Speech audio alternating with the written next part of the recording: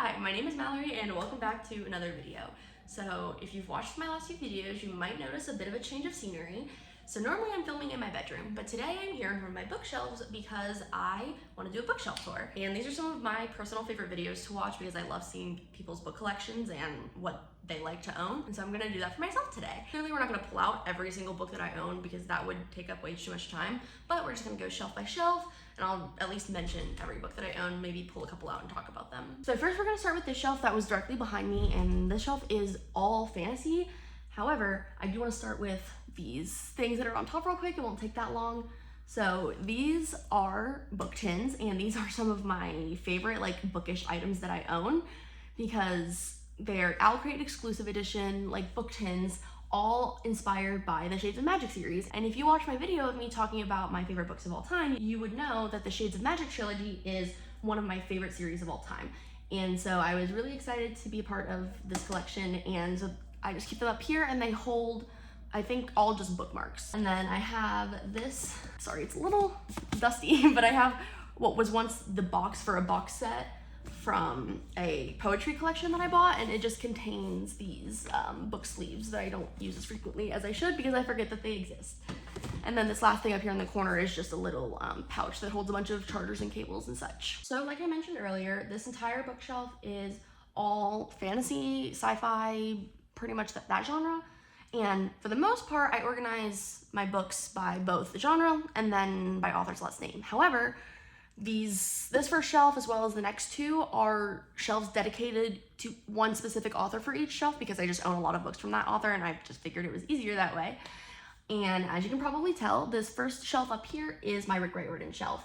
And for the most part, I read all of these books on this shelf. So first I have the original 5-book series of Percy Jackson in the like newer, I don't think they're the newest. I think there's actually been a new reprinting of like illustrated covers, but this was from like 2019, that time. Like the spines all make like the New York City skyline, I think. And then I also have the hardcover original cover of the Lightning Thief that I got from a thrift store a long time ago because I never owned the original covers and I do really like them just for nostalgia reasons, so I wanted to own that. And then I have the Sun and the Star, which is also by Mark Rushiro as well as Rick Riordan, and that is one of the 3 books on this shelf that I have not read yet, and that is like a spin-off that follows Will and Nico. I don't remember if it's a series or if it's just that book, but I do really need to get into it because I love Will and Nico a lot. And then I'm not pulling these books out because they're very heavy, but they're hardcovers of the Heroes of Olympus series. And then I have Percy Jackson's Greek Gods, which is a companion novel to the original series, and I believe it's just a bunch of short stories telling like Rick Riordan's versions of Greek myths and Greek gods. And then oddly enough, I have The Serpent's Shadow, which is the 3rd book in the Kane Chronicles trilogy. I haven't read any of the Kane Chronicles, let alone just the 3rd book. And the reason I own just the 3rd book is because I got it from a thrift store a long time ago, knowing I eventually wanted to read the series, but I just never got around to getting the other 2 books, and I haven't even started the series yet, so I will eventually read it, I promise. So as you can probably tell, this is the Cassandra Clare shelf, and realistically, it's literally just all Shadowhunter Chronicles books. So first I have the original 6-book series here in paperback, and I will say I am a little irritated about these copies, and it's my own fault, but I asked for the box set for Christmas a really long time ago, not checking to make sure it was the right edition. And so you probably can't tell because it's not directly next to the other paperbacks that I have, but these are the UK size paperbacks. So they're a little smaller and the finish is off. So it's like a very matte finish rather than like smoother finish of the US edition. So it's not annoying enough to the point where I want to get rid of that entire collection and buy a US edition of the box set, but it is a little bit of an annoyance of mine. And then here on top of these books, I have a ring dish, I believe, that says There's a Little Witch in All of Us, that was from Alcrate, as well as a candle that I got from Alcrate, which smells really good. It's like a citrusy scent, so I need to light it, but I just keep it there for decoration for now. And then before I get into this series, I have the Shadowhunters Codex, which is, I think, just a companion novel to the original series that I haven't read yet. And then I have the hardcover versions of the Dark Artifices series, which is probably my favorite series of the ones that I've read from Cassandra Clare, and to the point where I read Queen of Air and Darkness in like 2 sittings in one day. And then right here, I have the 3 books in the Infernal Devices trilogy, which I'm just now realizing are in reverse order because it should be Clockwork Angel, Clockwork Prince, and Clockwork Princess, but it's in reverse for some reason. And this is a very close second in terms of my favorite series from Cassandra Clare, but I love these books. And then the only one on the shelf that I have not read is Chain of Gold, which is the first book in the Last Hour series. We're kind of getting into some awkward camera angles here because you can only do so much with a phone and a tripod. But then this next shelf here is my V.E. Schwab / Victoria Schwab bookshelf. And so this is like a new shelf because like 20 minutes probably before I started filming this video, I rearranged this because I realized like I have enough books from V.E. Schwab for her to have her own dedicated shelf, and I've read most of these, so why not just rearrange it? And so that's what I did. So these 3 books right here are the Shades of Magic trilogy, which I'm not going to get into because at this point you should probably know how much I love that series. And then I have the Fragile Threads of Power, which I believe is like a spin-off of the original trilogy, and I have not read it yet. And then I have the Barnes & Noble exclusive edition of The Invisible Life of Addie LaRue, which I shockingly have not read yet, even though it got so popular on Book Talk and BookTube. I still have not read it yet. And then I have the This Savage Song duet, and I actually have 2 copies of it. I have the like reprinted pretty paperback versions from Barnes & Noble, as well as the original hardcover copies. And on top of that stack of hardcovers, I have this little like wood decoration thing that I got from Owl Crate that says "Sing you a song and steal your soul," which is a quote from the Savage Song duology. And I have one more book that I'm not going to pull out because I just don't feel like it, but it is Gallant by V.E. Schwab, which I also have not read yet. And I'm pretty sure that it's a middle grade, but I could be totally wrong about that. So the last 2 shelves on this specific bookshelf are all specifically fantasy series because I own a lot of fantasy series, and then they are organized by author's last name. So first we have Where Dreams Descend by Janella Angelis, which is an Owl Crate exclusive edition, which is why there's no dust jacket. The art is right on the hardcover, and I have not read this book, and I think I'm only keeping it just because I like the cover, because I have absolutely nothing about this book. And then I own the 2 books in the Hazelwood series. I've read the first one, have not read the second one. And then another Owl Crate book that I have is This Poison Heart by Kaylin Barron. Also have not read that book yet. You'll probably find a theme of my TBR to read ratio of the Owl Crate books that I own. And then for someone who claims to love the Cruel Prince series, I only have 2 books in the series. I guess technically 1.5 because How the King of Elfhame Learned to Tell Stories is more of like a novella. But I just have the Owl Crate exclusive edition of the first book, which I love this cover, and I wish I could still get the Owl Crate editions of The Wicked King and The Queen of Nothing because they're also very pretty. And then I have the Barnes & Noble edition of How the King of Elfhame Learned to Tell Stories, which is a black cover instead of the white cover. And then I also have The Stolen Heir by Holly Black, which is a spin-off series that I have not read yet. And then I have Lake's Edge by Lyndall Clipstone, which is another Owl Crate exclusive edition, which is similar to Where Dreams Descend with the art directly on the hardcover. And then I have The Guild Wolves by Roshanning Chokshi, which I've read. Wicked As You Wish by Rune Chupeco, which I have not read. I don't even really know what it's about. And then I have Incendiary by Zoraida Cordova, another Owl Crate book, Mirage by Sumaya Dowd. And then I have Ace of Shades by Amanda Foody. And this is actually a really funny story behind why I have this book.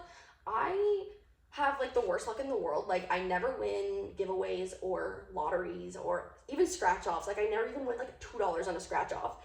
But I randomly decided to enter the giveaway that Amanda Foody, the author, was doing on Twitter, and I won the giveaway, which was a first printing hardcover of Ace of Shades. And I still haven't read it, and that was back in high school. And then I have The Gilded Ones by Namina Forna, which is, I believe, another Owl Crate. And then I have The Diviners by Libba Bray. And then I have the first 2 books in the Caraval trilogy, and I've read Caraval, and I ended up DNFing Legendary in high school when I attempted to read it. And I don't remember why, but I do eventually want to try to reread the series and finish it this time because I never got the finale. And then the last shelf I have on this specific bookshelf is just a continuation of fantasy series. So first I have Immortal Longings by Chloe Gong, as well as These Violent Delights by Chloe Gong. Haven't read either of them, and I'm hoping to read These Violent Delights this month, but we'll see. And I have Goddess in the Machine by Laura Beth Johnson, and then I have Aurora Burning and Aurora Rising. Sorry, Aurora is a really hard word for me to say, apparently, by Amy Kaufman and Jay Kristoff. And these are actually out of order. This is the first book. This is the second. And I read the first book and then didn't really like the way that the relationship plot line was going. So I never picked up Aurora Burning. But the reason I own this book is because if you pre-ordered it, you got a free little novella from the Illuminate Files series because it is by the same author. And speaking of, I have only Illuminate and Obsidio from the Illuminate trilogy, which is the first and third book, as well as the little novella called Memento that I was talking about a second ago. And the reason I only have these 2 books is because I bought Illuminate in hardcover originally, and then I got Gemina as a gift but it was accidentally the paperback version, and then I bought Obsidio in hardcover, and it was really like bugging me to have 2 hardcovers and 1 paperback of the series, so I ended up just unhauling that back in high school. So I eventually need to get the hardcover version of Gemina because I want to complete the collection. And then I have Serpent and Dove by Shelby Mahern, and in the next installment of Why Does Mallory Only Have One Book in the Series, but it's not the first book in the series, I have Supernova by Marissa Meyer. And then this is actually a similar story to the Kane Chronicles book that I have, because I got it from a thrift store a couple of years ago, knowing I would eventually want to read the series. However, I still have not read any of the series, let alone the 3rd book. And then I have Sisters of the Snake by Serena and Sasha Nanua. Then I have Crown of Feathers by Nikki Palpretto, which I have read, and I need to finish the rest of the series. And then, why are these books all backwards? I have Bonecryer's Moon and Bonecryer's Dawn. It goes, this is first, this is second. And this almost made it to my favorite books of all time. However, it didn't make the cut because it's been forever since I read them, and I can't be sure that they're still one of my favorite books after all this time, so I need to reread them soon. And then I have Dreams Lie Beneath by Rebecca Ross. And I am so sorry for the awkward angles again. My bookshelves are just in a really weird spot, and there's just not a lot of room for me to set a camera up at a good angle. But like I just said, the first shelf is all fantasy, sci-fi, and then mostly series as well. And that's actually not all of the fantasy and sci-fi books that I own, but I organized my shelves really weirdly, which you'll see in a little bit. But taking a short break from all of the fantasy, this first shelf is all romance. So first I have this really pretty edition of Sense and Sensibility by Jane Austen. Have not read it, have never read a Jane Austen book, don't know if I ever want to read a Jane Austen book, and I am not going to lie and say that the reason that I bought this book is because I really liked the cover. It's like leather bound, it has a pink ribbon bookmark, but I don't know if I'm ever going to read this book. And then I have 3 books by Morgan Elizabeth. They are The Fall of Bradley Reed, Ick Factor, and Big Nick Energy. And I own these books because I was subscribed to her Patreon for a while.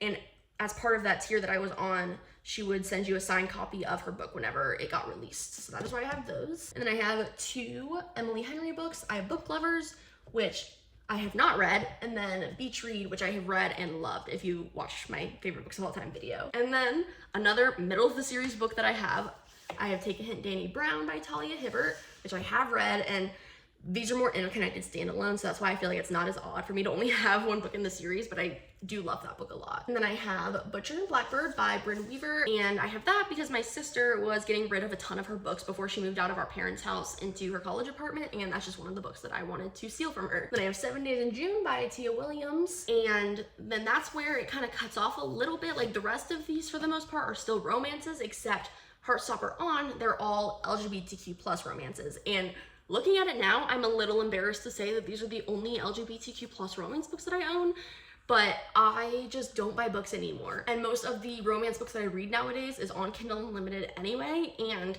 other than the Morgan Elizabeth books, I don't believe any of these books that I own are on Kindle Unlimited, so that is why I don't really own as many romance books as I seem to read. First, I have the first 2 volumes of Heartstopper by Alice Oseman, and then I have Check Please by Gozi Ukazu. I know I said that wrong, and I do apologize. But this is just a 2-book graphic novel series following 2 gay hockey players while they're in college. Queen's English by Chloe O. Davis, and I haven't read it yet, but it's just like a really cool book that tells like queer slang and like timelines and flags, and it's really cool. I do want to get into it eventually. Then I have How to Make a Wish by Ashley Herring Blake, and so then I have 2.5 books of the Montague siblings by Mackenzie Lee. I think that's what that series is called. But I have The Gentleman's Guide to Vice and Virtue, which I have read and loved. And then I have The Gentleman's Guide to Getting Lucky, which is the short little novella, which I have read. And then The Lady's Guide to Petticoats and Piracy, which is the 2nd book and follows Monty's sister, and I have not read that yet. And then I have One Last Stop by Casey McQuiston, and I love Red, White, and Royal Blue, and I tried reading One Last Stop, but I just think I wasn't in the right mindset for it because I DNF'd it like 2 chapters in. And the last book that I have is The Falling in Love Montage by Sierra Smith. And then this shelf is all of my contemporary books that are not a romance, and then my poetry collection as well. So first I have Clap When You Land by Elizabeth Acevedo, and I have Speak by Lori Halls Anderson, and I absolutely love this book and I need to reread it again. And then I have Turtles All the Way Down by John Green, which is really interesting that this is the only John Green book that I own because I've read most of his books, and the only one that I do own is one that I haven't read yet. So that's actually very funny now that I think about it. And then speaking of John Green, I have An Absolutely Remarkable Thing by Hank Green. And this probably should go in the sci-fi category because I think it's technically a sci-fi, but more like urban sci-fi. Like, it's not as high fantasy as like the other sci-fi books that I own. So that's why it's here, and I also have not read this yet. And then I have Does My Body Offend You by Myra Cuevas and Marie Marcourt, and I know I butchered those names as well. And then we have Moxie by Jennifer Mathieu, which is like a feminism book that I heard about from Emma Books like a long time ago.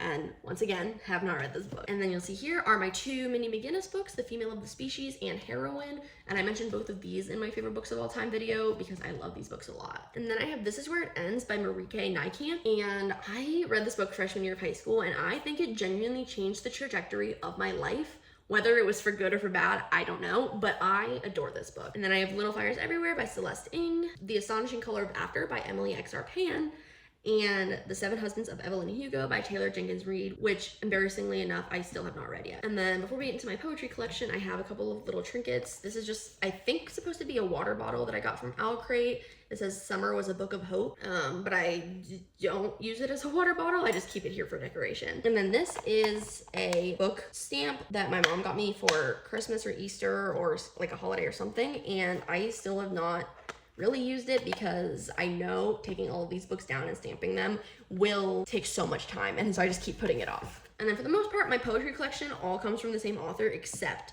Pillow Thoughts by Courtney Peppernell was the first poetry collection I ever read.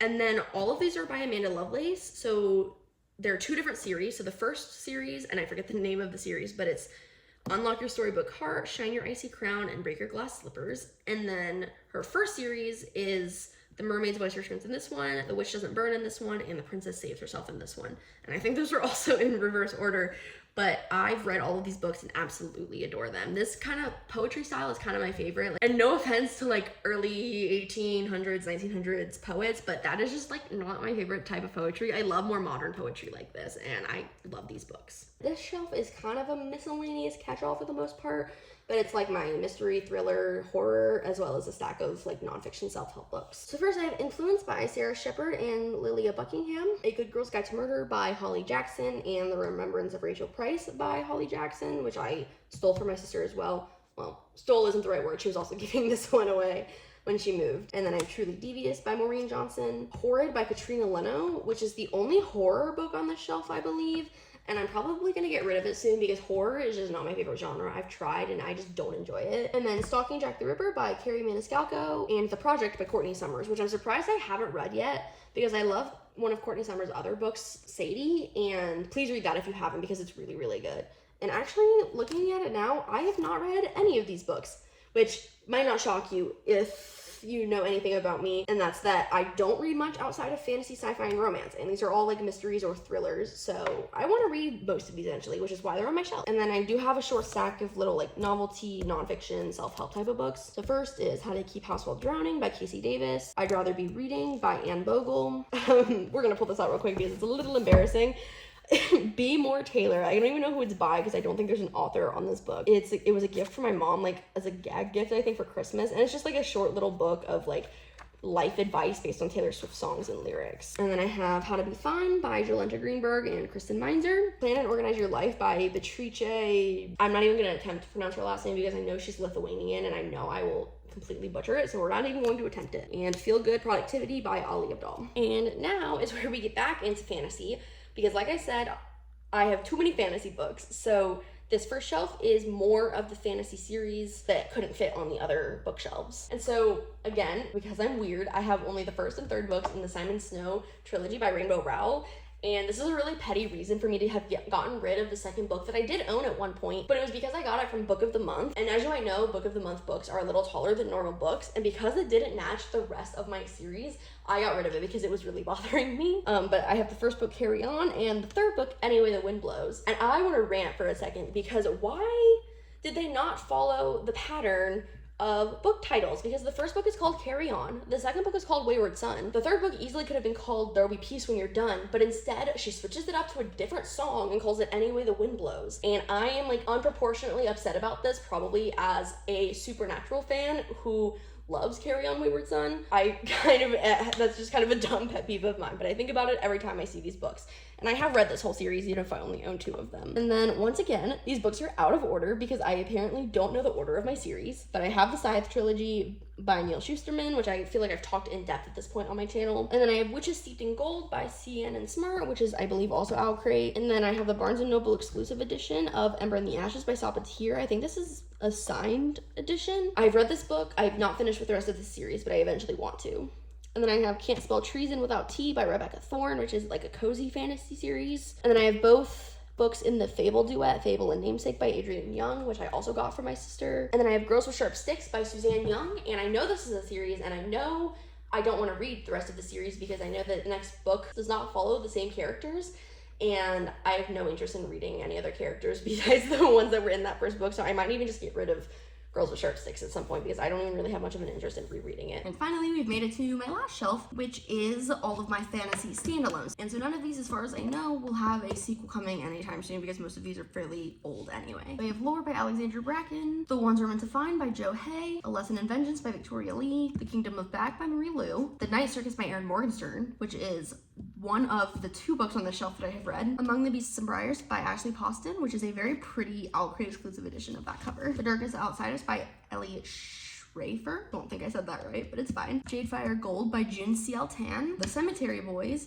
by Aidan Thomas, which is the other of the 2 books on the shelf that I have read. Sweet and Bitter Magic by Adrienne Tooley, I believe, and this is also Owlcrate. And then The Dreamers by Karen Thompson Walker. And then I'm actually just gonna pull down what's on top of this shelf. So first is April the Bear dressed as a surgeon with like scrubs. And I know I haven't mentioned this on my channel yet, but I was born with a heart defect. So I had 2 open heart surgeries, and I don't know the whole story because it's been a while since I've talked to my parents about it, but my dad, I believe, got me this bear before going into one of my surgeries when I was a kid, and I've just always kept it with me, and I like having him on display. And this is probably gonna be really dumb when I show it to you. You're probably just gonna laugh.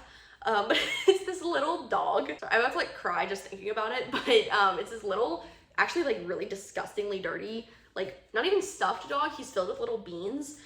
His name was Oreo growing up, and I don't remember where he came from. I just have had him for as long as I can remember. It just really brings me back to my childhood, and so I just like to have him on display next to my bear. And then I do have a couple of things hanging off of hooks on the side of this shelf. First is my high school graduation cap. I like want to give a shout out to my sister for this because this was all her, but it is the Marauders map from Harry Potter, but instead of the actual Harry Potter map, it's a map of like buildings and stuff at Ohio State. So like the Oval is right there, Caldwell is right here, which is like the engineering building, and like my sister's freaking talented. Like she drew this by hand for the most part. Like I think she used rulers and stuff, but otherwise this was all like freehand drawing.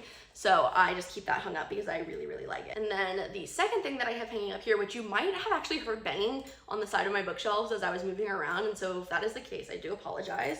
But it's this little banner of pins that I keep that are all of the pins that I got from all of the Owlcrate boxes that I had received when I was subscribed to them a couple of years ago. So I just really like this display of all the pins because otherwise I don't have anywhere to put pins, and they're all like my bookish pins anyway, so I just keep them hung up right here. All right, and with that, we have officially done a tour of my bookshelves, and I don't change my bookshelf all too often, so other than like changing up the V.E. Schwab shelf, this has been the same setup I've had since I moved into my apartment like 1.5 years ago. So I hope you enjoyed, and thank you for watching, and I will see you next time with a new video.